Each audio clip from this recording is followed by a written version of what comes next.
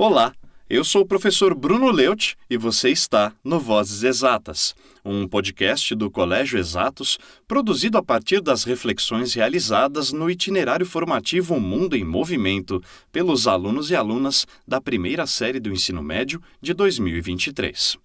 No episódio de hoje, nossas apresentadoras, Yasmin e Beatriz, conversaram com o professor Davi, de Sociologia. Olha só que legal que foi esse papo.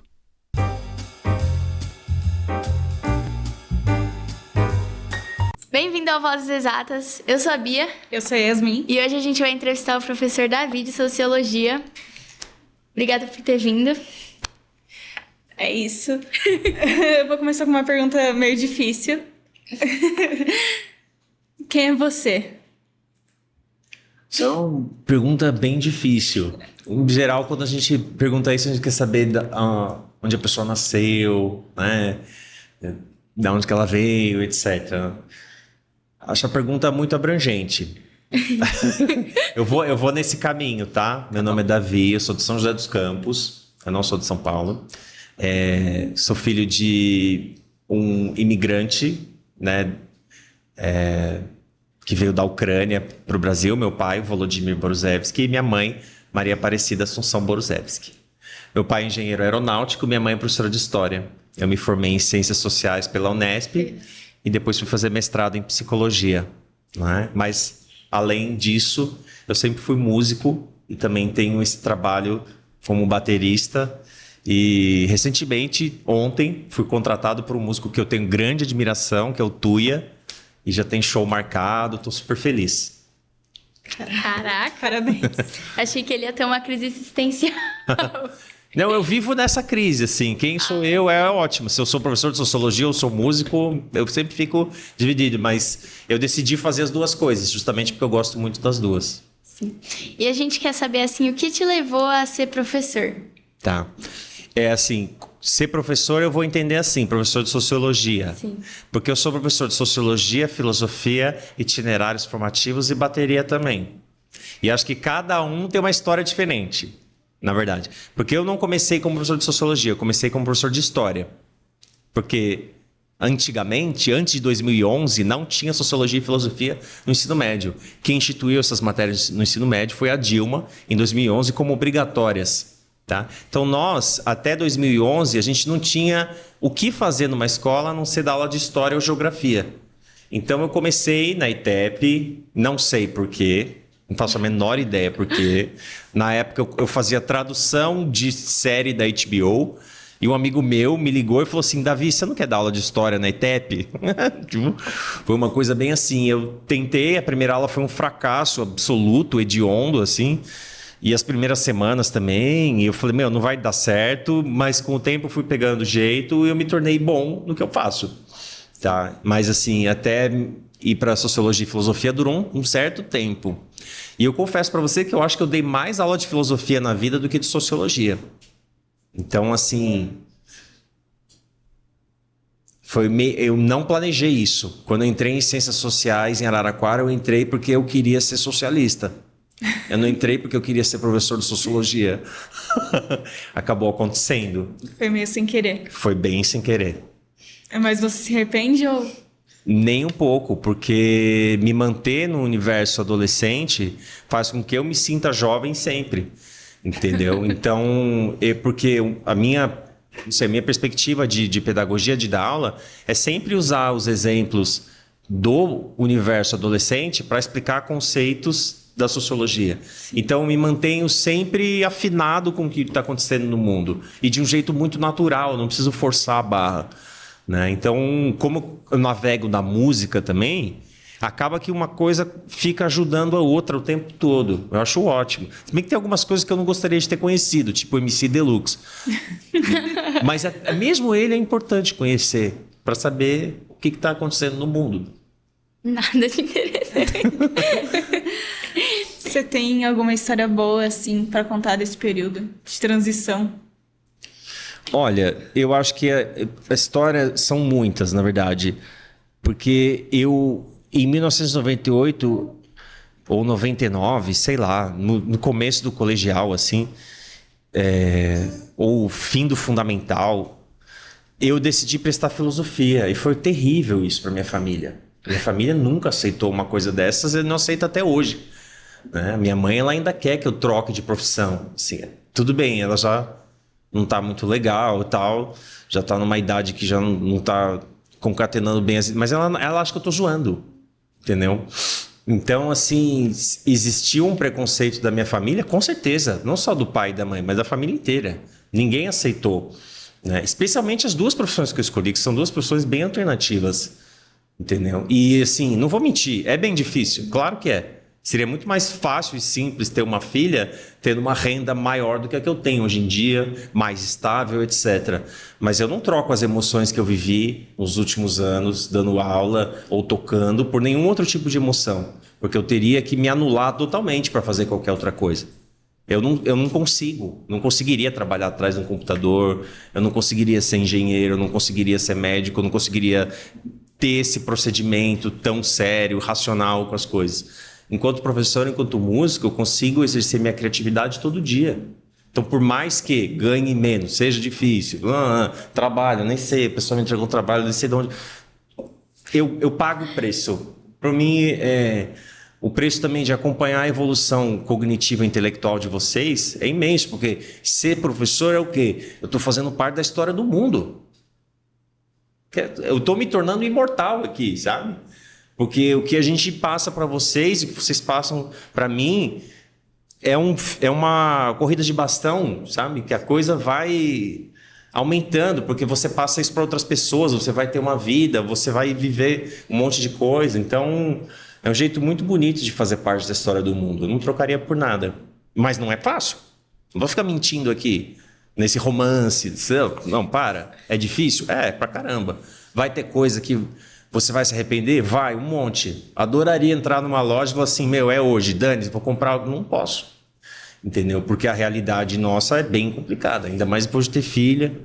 Fralda é caro, etc. Né? Algodão quadrado também. Sim. A lista de compras, né? Sim. A gente quer saber como que você era assim na escola, sabe? Como aluno em si. Tá.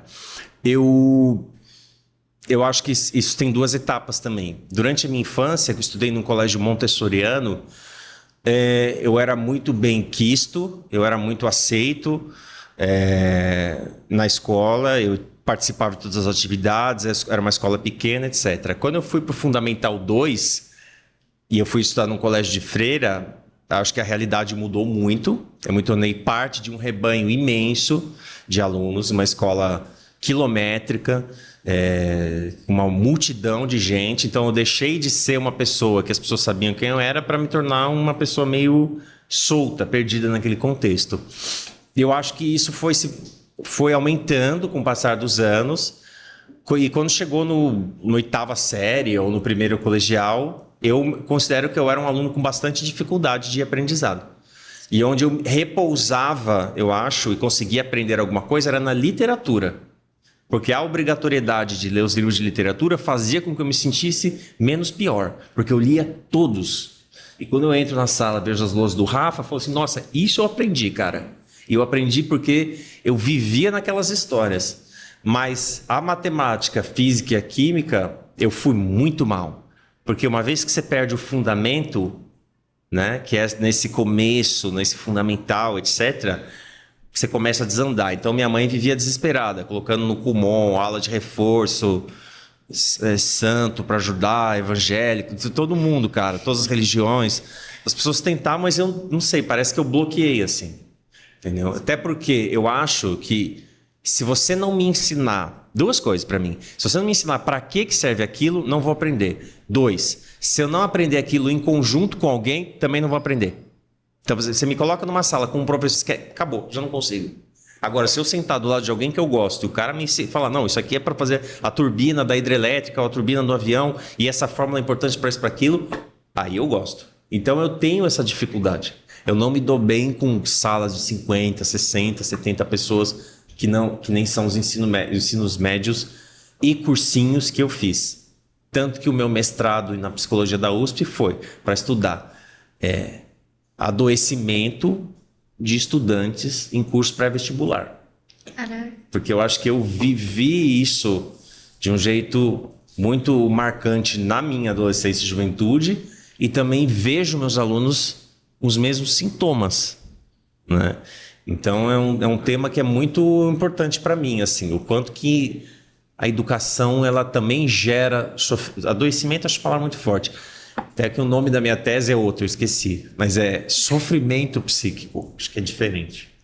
Pra mim, isso que você falou de sentir um rebanho no meio de uma escola grande é muito verdade. Porque, assim, eu estudava em uma escola muito maior e eu me sentia como se só fosse mais uma. Tipo, no meio de tanta gente, ninguém me conhecia lá. E agora que eu tô aqui, tipo, eu vejo que, caraca, as pessoas me dão oi, sabe? É totalmente diferente. É meio estranho até. Não só isso, mas quando você tem menos alunos numa sala, eu consigo corrigir sua prova com mais carinho. Porque se eu olho... Mas é real. E assim, se eu tenho 50 provas para corrigir numa sala, ou se eu tenho 14, é óbvio que se eu for corrigir só 14, eu vou corrigir, vou dar recado, vou passar isso, vou passar aquilo. 50, você tá ali, mas olha, eu tenho que escrever uma coisa, não vai dar tempo. Entendeu? Então, assim, é uma coisa que envolve o sistema capitalista, com certeza. Né? Porque menos alunos numa sala também implica menos dinheiro entrando para o cofre da escola ou para onde quer que seja, entendeu? Sim. Então envolve também essa questão, né? E cada aluno é um universo. Como é que eu vou acompanhar a evolução da sua escrita? Ou seja, se eu tenho uma relação que basicamente toda semana é apagar incêndio, né? Tem sala que você vai apagar esse incêndio, esse incêndio, esse incêndio, esse incêndio. Sobra quanto tempinho para eu dedicar para cada um? É pouco, né? Então, essa é o maior desafio da escola, eu acho. Fazer com que o aluno se sinta pertencente ao lugar. De que maneiras que a escola vai fazer que isso possa acontecer. O que vocês estão fazendo aqui é formidável. Entendeu? Que é dar uma chance para a gente conversar, né? Eu imagino que deve ser angustiante você ver que você não se conecta com o aluno. Que você não entra na mente dele, sabe? Não, é horrível. É uma sensação horrível. Eu dava aula num cursinho em Taubaté, eu dei 5 anos de aula. E teve um dia, assim, depois do 4º ano dando aula pra pessoa, eu falei assim, tipo, eu virei pra pessoa no meio da aula, assim, imagina, 130 pessoas na sala, tipo assim, sabe, parece um culto evangélico, assim, um mar de gente, cadeira beliche. Isso é mentira, não tem, mas foi proposto uma época. Mas eu virei pra pessoa e falei assim, escuta, você pode falar qualquer coisa? Ela falou, por quê? Porque eu não conheço o tom da sua voz. E faz 4 anos que você está sentada na minha frente. Olha isso. Ela falou e eu falei, como é que eu posso naturalizar passar 4 anos sem ouvir a voz de uma pessoa e a pessoa conviver comigo, anotar tudo que eu falo, rir das piadas sem graça, entendeu? E ela ajudava, porque às vezes a gente manda umas coisas que não tem graça mesmo. Mas é difícil mesmo, não só para o professor, claro, porque para o aluno se envolver e captar, assim, o que a professora está falando, e não é só um professor, são vários, e tem muito a ver com o capitalismo, com certeza, porque, você tem que virar mais um. Eu com certeza, porque acho que para o aluno é muito pior, porque quer queira, quer não, o professor está num momento da vida que o cérebro dele já terminou a sua formação neuropsíquica, que é aos 25, e a gente já tem recursos de autoconhecimento. Que seja um brother, uma terapia, um isso, aquilo, você já consegue... Agora, o adolescente está enfrentando isso que o professor às vezes não sabe. Porque nós, professores, somos burros, né? Somos ignorantes com certas coisas. Desculpa, tem que falar. Porque a gente acha que o aluno vive só a escola. O aluno vive só a escola. O aluno vive toda a vida dele, mais a escola. Só que a vida do adolescente, é cheia de aventura, e desafio e emoção, que às vezes a gente vai ficando mais velho e a gente esquece. Mas imagina, o seu corpo muda, a sua voz muda, as responsabilidades mudam. Agora vocês, a geração de vocês, TikTok, Instagram, WhatsApp, não sei o que, Kiwi, League of Legends, todos os jogos, Play 3, não sei o que lá. Play 5. E aí você cai, em cada um você tem um perfil, então cada um tem uma personalidade, em cada um você tem uma quantidade de amigos, você tem que ser popular e fazer sucesso em todos eles. E aí na escola você vem e você às vezes escuta um discurso que é antiquado para você. Porque o seu cérebro já funciona assim, cada 10 segundos tem que pensar numa coisa, cada 15 segundos é uma coisa. Você chega aqui, aula, 50 minutos, fala, Então, assim, até que ponto nós, professores também, a gente não está atrasado com relação ao quê? Como é que eu transmito isso aqui? Ou como é que a gente aprende isso junto? Porque muitas vezes eu percebo isso, eu começo a aula, tá tudo bem. 2 minutos, 3 minutos, 5 minutos eu já perco um soldado. Geralmente é aquele cara que... Né? Então, aí as pessoas vão caindo, assim, passa 20 minutos, porque a geração que a gente está agora não aguenta mais que 15 minutos ouvindo alguém falar. Então a gente tem que também mudar a atividade. 10, 15, muda, 10, 15, muda. E é custoso isso para o professor. Que, você está entendendo? Demanda que a gente esteja fisicamente, espiritualmente, mentalmente preparado toda semana, entendeu? E tem dias que, você não tá nessa pegada, sabe? Tipo assim, preciso conquistar todos os alunos hoje. Tem dias que você só quer... hoje eu vou pegar leve. Só que nisso aí começa a desatenção das pessoas. Então, é uma equação difícil, porque o aluno está em transição. Né? Vocês estão numa geração de transição, até de abandonar a escrita. Não tem uma coisa assim? Sim. Vocês vão abandonar a escrita e começar a digitar. Todo mundo teclado digitar. E o professor ainda está nessa... Da onde vem o professor? Da década de 90 e 80. Né? Ou às vezes 70 ainda. Que está tendo um choque geracional de tipo... Desatenção, não é desatenção, e eu não acho que é maldade por parte do aluno, não acho que ele é vagal ou qualquer coisa assim, entendeu? Eu acho que são simplesmente formas que às vezes, entendeu? Olha, tudo bem, eu vou abrir mão um pouco, mas você vai abrir mão um pouco também. Eu acho que é meio que essa relação de contato do professor com o aluno, assim, como é que a gente vai passar essa matéria? Que eu acho que podia ser dialogado. É por isso que eu tenho essas ideias malucas, idiotas, que nunca dão certo. Tipo, vamos chamar um aluno para o conselho de classe. Óbvio, todo mundo ri da minha cara e fala que eu sou louco, etc. Talvez eu seja. Mas eu acho que seria interessante ter um representante dos alunos para dizer onde que a gente poderia melhorar. Sabe? Tipo assim, e não é uma coisa assim, vamos pegar o aluno, que vai lá, não é uma coisa de rebeldia... Não, olha, seria legal se isso acontecesse, se isso aqui também acontecesse. Tem dias, que olha, 50 minutos não precisa. Terminou a aula em 35, acabou a aula. Por que a gente tá... Entendeu? Às vezes, a gente fica nessa obrigação, racionalidade, nessa burocracia com horário. Isso é um exemplo, tá? Tem vários outros exemplos que eu acho que a gente poderia dinamizar a escola, tá? Sim, para mim isso vai muito além da relação do professor, do aluno, como eu disse, do sistema em si, que é totalmente conectado. Eu percebi isso depois que eu entrei no ensino médio, que tá desesperador. E eu tenho um problema que eu não consigo entender a matéria se eu não ver sentido nela. Tipo, em física, para mim, eu vejo uma fórmula, eu não sei como que o professor chegou lá. Então, para mim, não faz nenhum sentido, eu não decoro. E olha só que interessante, física é filosofia aplicada em fórmulas. É isso, é um jeito de ver o mundo. Sim. Só que muitas vezes o que acontece, por conta das exigências do vestibular, acaba se tornando o contrário. A fórmula vem em primeiro lugar e o sentido fica até com uma espécie de curiosidade. Quando, na real, se você inverter o polo da coisa... e começar a conversar sobre a vida, você vai perceber física em tudo. Não é? Eu fui perceber isso lá no meio da faculdade. Porque eu falei, nossa, então... Por quê? Porque tinha tempo. O que você falou é muito grave, assim. Às vezes não ter tempo para digerir a importância daquela matéria.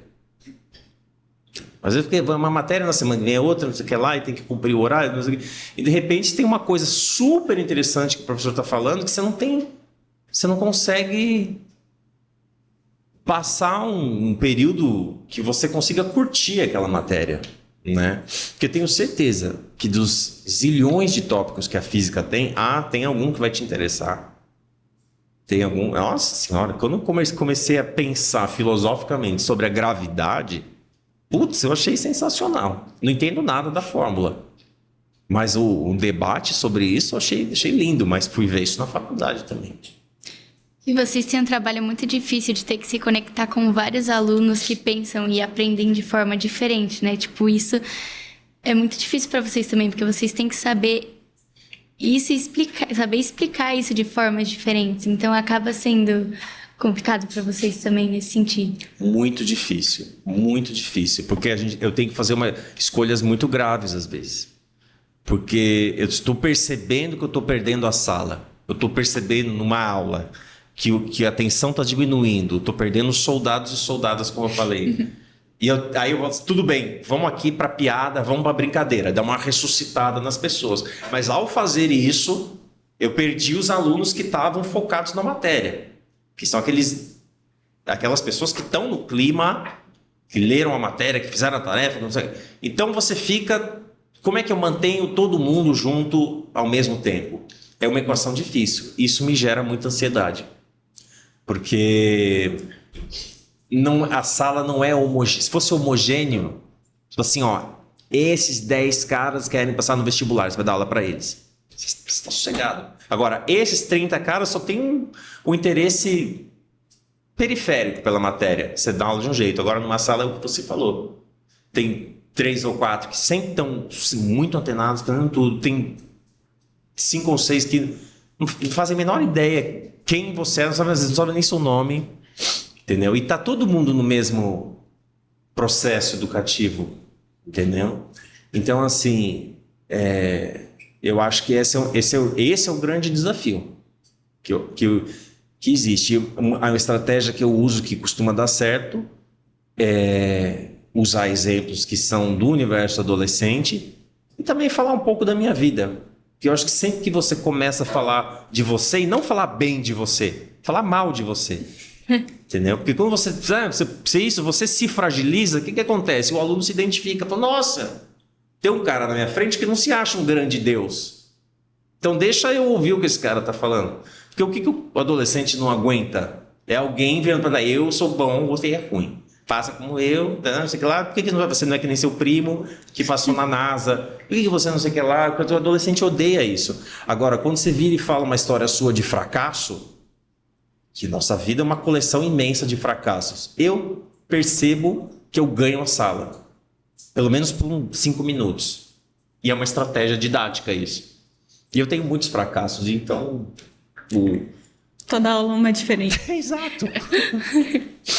Nossa, mas essa questão, assim, é complicada porque, tipo, como você disse, se fosse homogêneo, mas muita gente tá lá só por estar, por ter a obrigação, muita gente quer ou muita gente não vê nem sentido em continuar, nem vê um futuro para ela mesma e tá tendo que estar lá porque é uma obrigação e ela vai continuar vivendo assim.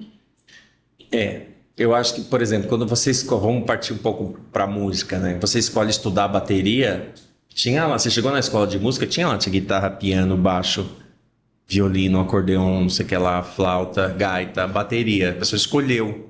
E tem outra. Aí é um modelo de aula que é um professor-aluno. Totalmente diferente. Numa escola, a sociologia e a filosofia elas são obrigatórias. Então, o aluno, gostando, não gostando, vendo sentido, não vendo sentido, tem gente que me acha muito abstrato, entendeu? Que falta objetividade, falta pragmatismo, o cara tem que me aguentar, entendeu? Então, eu sou solidário a esse aluno e eu compreendo esse dilema, né? Nesse sentido, até tecnicamente falando, eu acho a ideia filosófica dos itinerários, filosoficamente falando, boa. Execução horrível. E compreendo todas as críticas que foram feitas ao novo ensino médio. Mas a ideia da possibilidade das pessoas escolherem o que elas querem estudar é muito boa, né? Então, porque isso faz com que a atenção na matéria seja melhor, seja maior, né? Com certeza. E assim, você dá uma matéria que meio que obriga as pessoas a pensarem. Porque tem muitas matérias que as pessoas, tipo, estão lá, mas só o corpo, sabe? A alma tá em outro mundo. E filosofia e sociologia são matérias que, tipo assim, se você viajar, você também vai conseguir pegar alguma coisa lá que você consegue trazer pra aula e fazer, tipo, uma dinâmica, sabe? De aprendizado e tudo mais. Porque são vários pontos de vista. Eu acho que, tipo, isso é uma coisa bem legal, assim, da parte da sua matéria em si. Eu acho que e isso torna também a matéria extremamente delicada. Sim. No começo da minha carreira, falando de dificuldades, eu tinha dificuldade com isso, por quê? Porque, obviamente, eu acabava por dar minha opinião em muitos casos. Só que chegou numa etapa da minha vida, da minha carreira, que eu consigo dar uma aula sem dar minha opinião. E eu achei fantástico. E eu consigo provocar os alunos a uma reflexão sem levantar bandeira nenhuma. Entendeu? E isso é muito, muito, muito delicado e muito precioso para qualquer professor, né? Fazer com que o aluno não pense igual você ou parecido com você, mas que ele respeite uma perspectiva da ciência que é não aceitar as coisas de forma natural. Você questionar por que as coisas são desse jeito, por que funciona assim, como que eu cheguei nessa conclusão, se eu sou do time A ou do time B ou do time C, o que me levou até isso aqui, qual que é a lógica do meu pensamento. Se eu conseguir fazer com que o aluno reflita sobre isso, eu venci enquanto professor de sociologia, né? E eu acho que é isso que eu almejo, mas que isso também demorou um tempo para eu sacar isso. Eu acho que isso pode estar muito ligado à incidência, assim, de casos de pessoas que não gostam de matérias de exatas, porque você tem que compreender em números ou em letras, mas as de humanas você consegue pensar melhor, assim, você não precisa decorar nada, você, tipo, é um sentido mais fácil, querendo ou não. Mas vou te deixar uma reflexão que meu pai deixou para os alunos dele. Meu pai foi professor do ITA, em São José dos Campos, por 25 anos. E ele falava isso nas aulas dele. O mais importante da matemática é o português. Pobreza. Porque se você não souber, chega um ponto da matemática, explicar o que você está querendo dizer, não adianta nada aquela conta. E quando meu pai dava prova, o pessoal escrevia redação. E meu pai analisava o que eles estavam querendo dizer a respeito daquilo.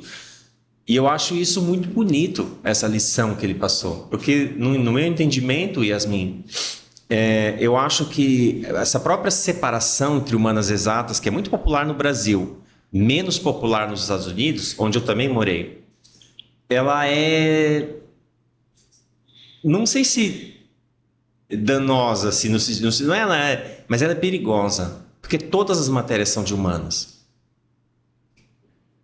na real. E todas as matérias se utilizam das exatas. Mas você vai fazer sociologia sem estatística, esquece, você é um sociólogo ruim. Se você não souber ler uma estatística decentemente, a sua política pública é ruim. Tem que saber também, né? Se você não tiver preocupação com o meio ambiente, que tipo de engenheiro que você é? O quê? Você só quer construir a ponte? Você não quer saber se as comunidades indígenas vão ser abaladas com a ponte que você vai construir? Você é um engenheiro ruim. Então, no fundo, eu acho que essa separação, ela, como o próprio nome já diz, ela nos deixa distante uns dos outros. E eu acho que as matérias deveriam estar mais pensando em como que a gente pode trabalhar em conjunto. E aí os professores todos descerem um pouco do pedestal, juntos. Eu vou descer um pouquinho, eu vou entrar na estatística um pouco, mas você promete que você vai entrar na filosofia um pouco? Prometo.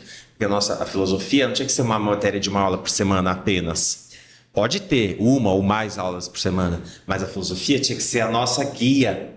Todas as matérias passearem pela filosofia, dá para entender? Sim. Que faria mais sentido, Yasmin. Não sentido de direção, sentido de sentir. Mas eu reparo isso porque muita coisa que eu aprendo em algumas aulas eu uso em outra matéria, nada a ver. Tipo, eu uso muito da interpretação que o Rafa dá para matemática, que precisa muito de interpretação. E é uma coisa que eu gosto, então eu consigo fazer.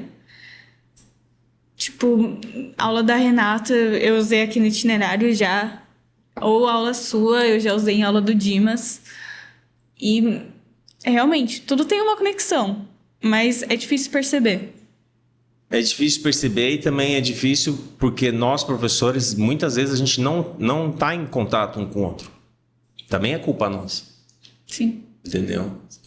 Falta projetos como o professor que está propondo agora. Falta que a gente também tenha vontade de fazer que essas coisas aconteçam. Porque é mais difícil. Claro que é mais difícil. É muito mais fácil eu chegar aqui, dar a minha aula e cair fora. Fazer com que as coisas tenham significado, Yasmin, demanda que a gente saiba conversar. E conversar é o quê? Eu venho com o meu pacotinho de traumas para você. E você também com o seu pacotinho de traumas. E aí a gente vai ver como é que a gente vai chegar num denominador comum, assim. Mas o aprendizado é muito maior quando tem mais de uma matéria envolvida. Porque não existe isso. O que é o aquecimento global? Todas as matérias têm a ver com o aquecimento global. Química, geografia, sociologia, filosofia, matemática. Todas as matérias falam de aquecimento. Não é da geografia. Às vezes o pessoal... Não, professor de redação. Então é ele que vai escrever redação, vai ensinar. Não, todas as matérias ensinam você a escrever uma redação. Não é? Sim. Eu vou escapar um pouco desse tema, porque você falou sobre ter morado nos Estados Unidos. Eu não sei se você estudou ou teve algum tipo de contato, mas acho que mesmo morando e vendo o comportamento das pessoas, você consegue perceber isso. Tipo, você acha que lá a educação é muito diferente daqui? Tipo, como que você acha que é mais ou menos assim? Sim, eu morei, na verdade, na minha infância no Canadá e depois de formado, eu fui morar em Nova York uns anos. Né? E lá eu acho que existe, especialmente na infância, vou falar um pouco mais do Canadá, se estiver tudo bem, até porque eu tenho uma relação com a escola maior lá, Sim. Mas uma relação mais profunda dos pais com a escola. Parece que a comunidade, pais, professores e alunos é muito mais ligada. Parece que a escola é uma extensão de fato da casa da pessoa. Entendeu? É uma relação de, assim, muita intimidade. Entendeu? Aqui me parece, no Brasil, que os pais têm uma certa distância, como se eles, tipo, cuida aí, sabe, do meu filho. E quando, assim, claro que isso varia muito, tá? Mas, e também não é culpa dos pais isso, mas é uma coisa que eu acredito que seja cultural, sabe? Existe uma relação mais profunda nos Estados Unidos e no Canadá dos pais com a comunidade escolar. Sim, de tipo, tá mais imbricado uma coisa com a outra. Essa é a primeira diferença grande que eu vejo. Nos Estados Unidos tem uma diferença que é ainda maior, que é essa questão do quanto é possível você escolher o que você quer estudar desde cedo e também o quanto que certas atividades que são, por exemplo, de trabalho voluntário ou de atividades extracurriculares, que isso conta para você entrar na faculdade. Conta como nota, como bônus, como ponto, etc. Então a pessoa vai lá, está doando sopa quarta noite, entendeu? Então isso vale uma certa pontuação para você ingressar na universidade. Isso é um jeito inteligente que os americanos têm de fazer com que a admissão na faculdade seja mais dinâmica do que apenas uma prova de múltipla escolha, tá? Eu sou suspeito para falar, mas eu acho muito interessante a questão dos esportes nos Estados Unidos. É muito diferente do Brasil, tá? Porque antes de entrar em qualquer time, o cara tem que fazer faculdade, ou tem que ter pelo menos começado a faculdade, né? Porque existe uma preocupação nos Estados Unidos para o que o cara vai fazer depois, né? Porque a carreira de um atleta termina com 35, senão quando o LeBron James vai até os 40, 41, o cara vai jogar. Só que, e aí, depois? Mas o cara virou milionário. Nem todo mundo ganha os milhões que o LeBron ganha, que o Kobe ganha. Tem um monte de jogador, principalmente de futebol americano, de beisebol, que tem salários que para os Estados Unidos são normais. O cara ganha 200 mil por ano. Um advogado ganha 200 mil por ano. Tá bom, e a carreira dele acabou. O que ele vai fazer? Ele tem um degree, ele tem um college. Então isso é muito diferente do Brasil, que na verdade... a maior parte dos jogadores não tem formação universitária, na verdade, né? Eles são jogadores de futebol. Eu acho que também é muito importante essa parte dos esportes, que também junta com a parte de saber lidar com outras pessoas, né? Que é uma parte muito importante até no trabalho e é muito importante para viver em sociedade, saber lidar com outras pessoas de uma forma justa e todo mundo tá no mesmo time. Com certeza. E também eu acho que se você for ver as entrevistas dos jogadores, a forma como os norte-americanos se associam, por exemplo, com direitos civis, né? O jogador de futebol americano que se ajoelhou durante a execução do hino, eles têm uma ligação mais profunda com a intelectualidade, porque eles têm uma relação mais profunda com a universidade. Então, e isso é importante para a sociedade, porque os jogadores, os atletas são um espelho para as pessoas se espelham neles para viverem as suas vidas. Então, se eles forem emancipados intelectualmente, isso tem um impacto imenso na sociedade. Em muitos casos, no Brasil, a gente tem jogadores que são exemplos para os adolescentes e para as crianças, que é um cara que está se preocupando com corte de cabelo, com quanto que ele vai ganhar na propaganda que ele vai fazer para Gillette, não sei o que lá. E são coisas fúteis. É uma pessoa que, se ela tivesse uma responsabilidade, como o Marx chama, né, de consciência de classe, mas ele é milionário, então não sei o que lá. Tá, ok, mas ele tem consciência de classe. Ele sabe que a voz dele pode fazer com que o mundo mude, né? Então, no Brasil, a gente tem jogadores que, se tivessem essa consciência, com certeza o país seria muito diferente, né? Eu acho isso vejo isso com grande preocupação. Nos últimos anos, o Brasil tem uma leva de jogadores que foi para a Copa do Mundo que não tem a menor conexão com o povo brasileiro. Isso é nítido. Eu, por exemplo, não sei nome de nenhum, praticamente. Brasileiro, pô, muito difícil. Não só os jogadores, como os políticos são muito distantes das pessoas. Você não vê essas pessoas no metrô, você não vê essas pessoas andando nas ruas, você não vê essas pessoas por aí. Parecem que elas são celebridades que vivem em um outro lugar, né? Jogadores brasileiros a gente não conhece, não joga aqui, joga na Europa. É como se fossem burgueses. Que a gente não vê, não sabe onde ficam, nem o que comem. Eles mostram que, tipo, o Brasil que é só deles, né? Do que eles podem vivenciar, não o que o resto da população pode. E aí os outros que vêm acham que é assim pra... Que sucesso é isso. Você ter um monte de dinheiro, você ter um monte de carro, você poder fazer o que você quiser, né? Quer dizer, é um descompromisso muito grande com o povo brasileiro. Sim, pra mim, assim, a questão dos políticos se aproximarem é só na eleição.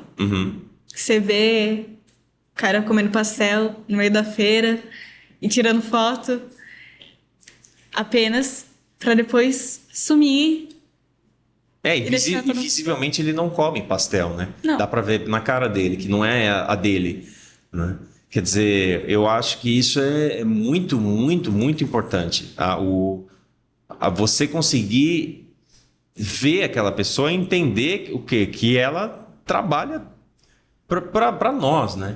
Que ela não é uma pessoa que está no Olimpo, assim, que ela desce às vezes para falar com você de 4 em 4 anos, que ela está fazendo as mesmas coisas que você, vivendo a mesma vida que você, tendo as mesmas dificuldades que você, né? Eu acho que no Brasil isso se perdeu em grande parte por conta, né, até do lugar onde fica Brasília no país, né, bem distante dos outros polos que já existiram, e também por várias outras razões. Sim, Brasília para mim é outro mundo.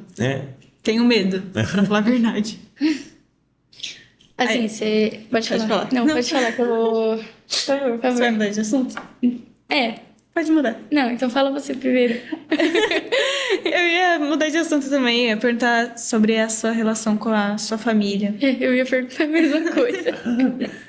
Minha relação com a minha família, eu acho que ela é muito boa, porque... na verdade, eu tenho uma grande responsabilidade, né? Meu irmão, ele é esquizofrênico e ele tem um grau alto de esquizofrenia, então eu sou corresponsável por ele, né? Ele não sai de casa mais porque ele tem medo que as pessoas estejam vigiando ele, controlando ele. Toma muito remédio, já foi internado muitas vezes, então isso faz com que eu esteja sempre perto, né, da minha família. para a própria situação do meu irmão. Eu acho que isso se agravou mais recentemente.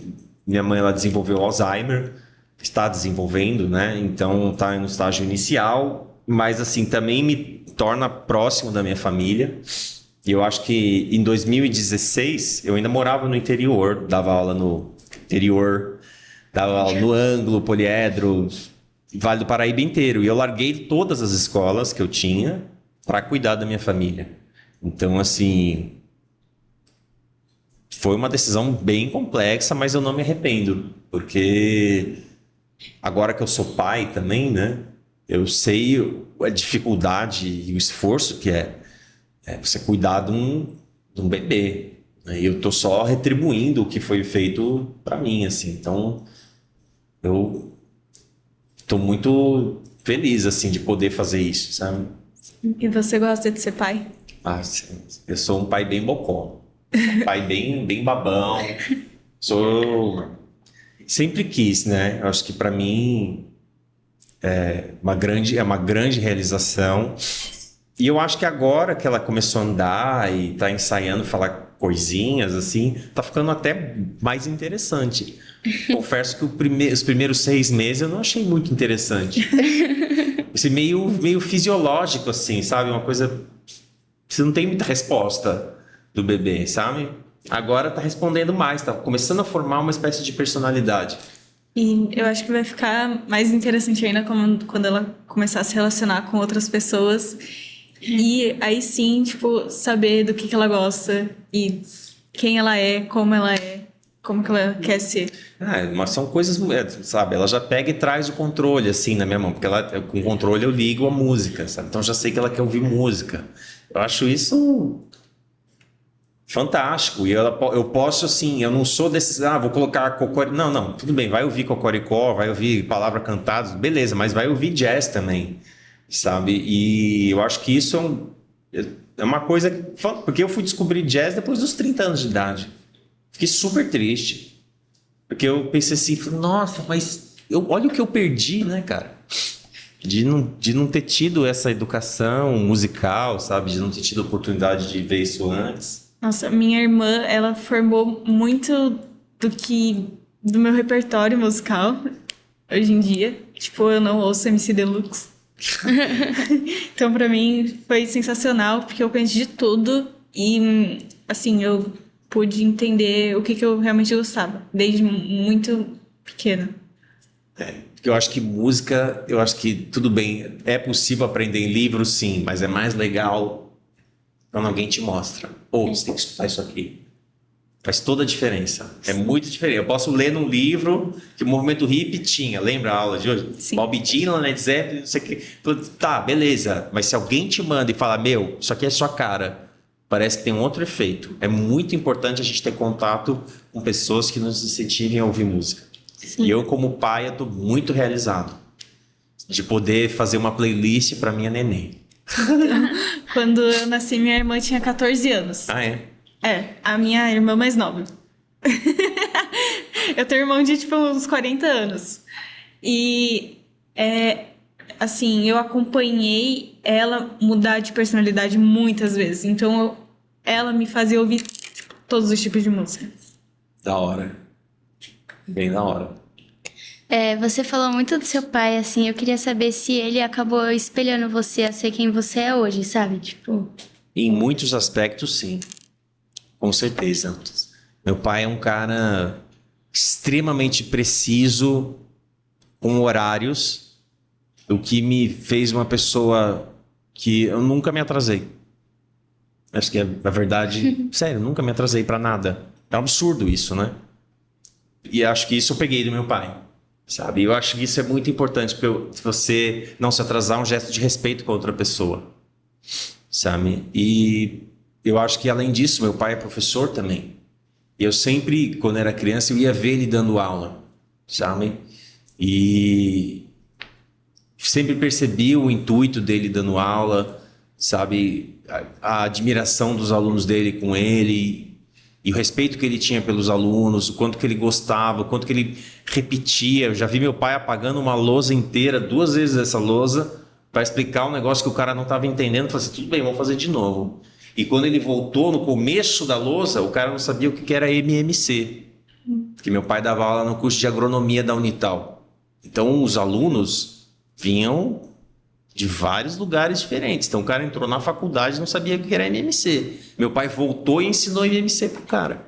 Então, quando eu vi meu pai, isso, a humildade do... Porque o meu pai poderia falar assim, mano, né? Pô, você não sabe o que é MMC? Tá louco? Assim, não... Meu pai poderia ter várias reações.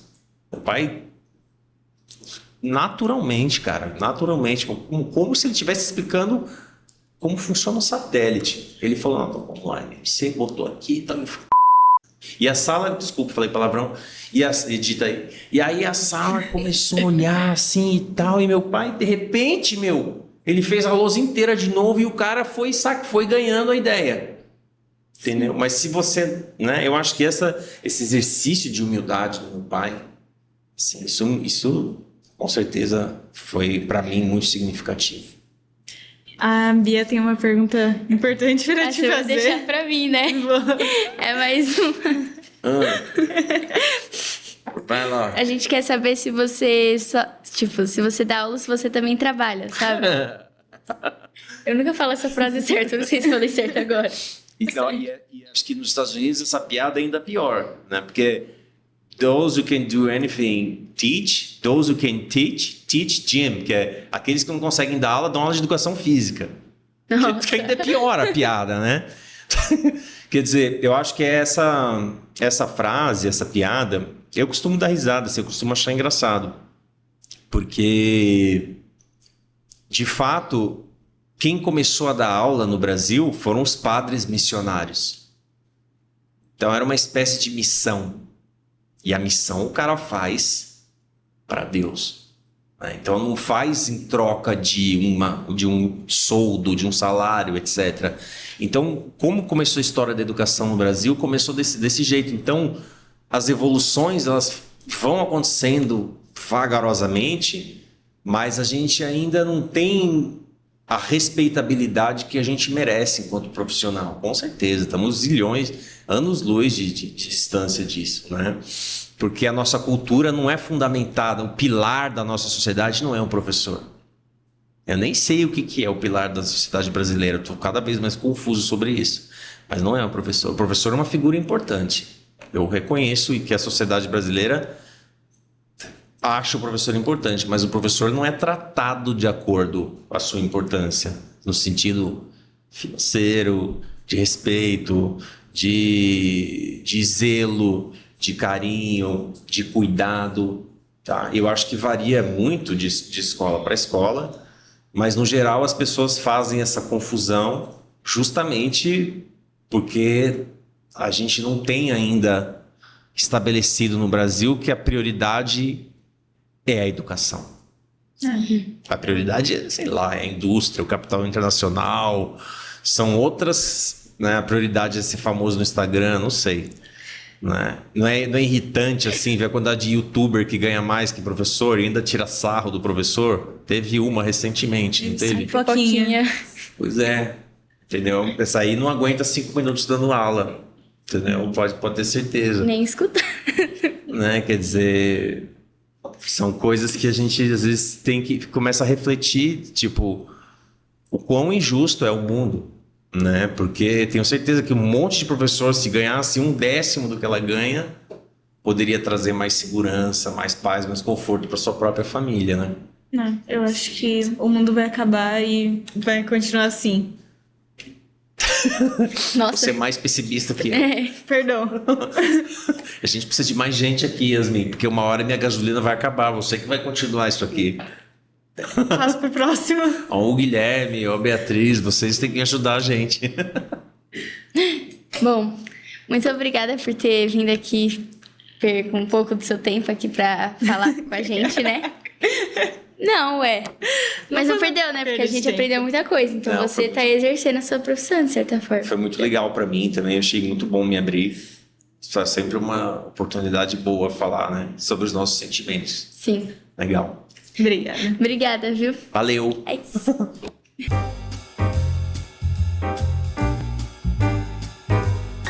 Gostaríamos de agradecer ao professor Davi por ter arrumado um tempo nessa sua agenda conturbada para poder bater um papo com a gente. Nós queremos também agradecer ao Colégio Exatos por tornar essa produção possível, em especial ao professor Julinho, à professora Pola, ao professor Rogério e a toda a equipe de comunicação que vem nos ajudando. Este episódio contou com os trabalhos técnicos do professor Bruno e das alunas e alunos das primeiras séries do ensino médio de 2023.